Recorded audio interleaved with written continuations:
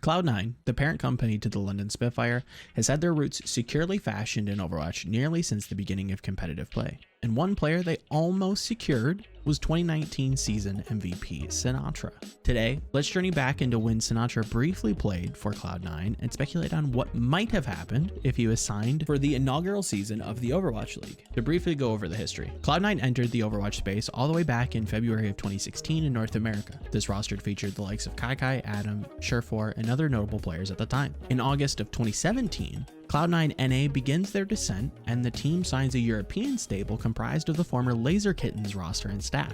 Just over a month later, C9 also acquires the powerhouse South Korean team, Gangdu Panthera. The proximity between both of these signings and how invested C9 had previously been in the North American team leads me to believe that at the formation of their Overwatch League franchise, C9 management foresaw the London Spitfire roster being mixed with both Western and Korean talent. Now, the mostly European team, lovingly dubbed C9 EU, would compete in Overwatch Contenders 2017 Season 1, and in Week 2, 3 players joined the starting lineup. Sinatraa, Space, and Neptuno would replace former starters Kib, Krems, and Crusade. Now, something happens as to why this roster doesn't stabilize and coalesce, but let's speculate on what this team would have looked like if it did. Would C9 EU win Contenders 2017 with Sinatraa? That's a tough question to answer. Even with their chaotic season, the original roster took Misfits to Game 5 in the semifinals. So if we're going to insert Sinatraa in the team post Week 2, I'd wager that the experience that they gain as a team, as well as his star-level performance,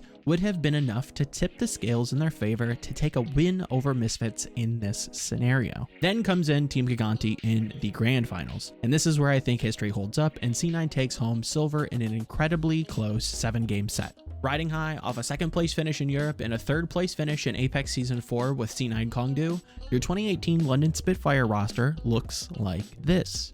Sinatraa, Birdring, Rascal, and Nevix at DPS, Space, Malzasa, and Fisher at tank, and for your supports, we've got Neptuno, Gray, and Bedosian. Now, least we forget, Sinatraa is underaged at this point and won't be available to the team until Stage 2.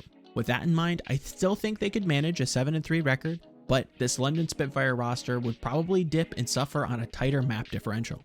Then when it comes to stage playoffs, I still think London does well, but I don't think this roster would have had the time and experience to really abuse NYXL's slow playstyle and ultimate investment deficiencies, giving NYXL the Stage 1 title. Instead of Sinatra's debut being a loss against the Florida Mayhem, in Stage 2, he and London would have played against the Shanghai Dragons, and on the following day, they would play against the Dallas Fuel. Both are incredibly winnable matchups, even for our hypothetically retooled London Spitfire roster. From our vantage point now in 2019, we know that Sinatraa was well worth his weight in gold, as was Rascal. Another person of interest would end up being Birdring. This is Season 1 Birdring, non-wrist injury, in a different system, ready and seemingly capable of having very high peaks. Fissure may have been an issue towards the end of Season 1, but laying in the bullpen, we've got Malzasa, who brings a more vocal presence, which might have just been enough to push them over the edge in the Orisa metagame that was featured towards the end of the playoffs. We still have another powerhouse Season 1 performer in Bedosian to keep that same punchy brute force style that the team utilized to win Season 1. And we can't forget about Neptuno and Space, 2 incredibly consistent performers that would have accentuated the style even further.